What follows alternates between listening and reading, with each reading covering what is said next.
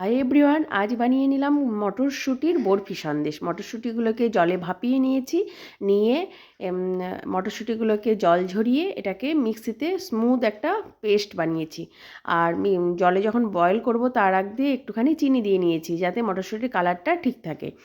এরপরে আমি ফ্রাইং প্যানে 2 চামচ ঘি দিয়ে সেই মটরশুঁটি বাটাটা দিয়ে এটাকে সুন্দরভাবে কষিয়ে নেব এবং এর মধ্যে হাফ কাপ মিল্ক পাউডার দেব।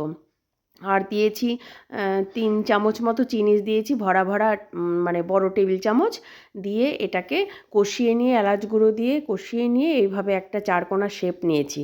সেই যে মানে কষানোর যে প্রসেসিংটা সেটা সম্পূর্ণ আমার কাছে ভিডিওটা ডিলিট হয়ে গেছে, যার ফলে আমি এটা আর দেখাতে পারছি না।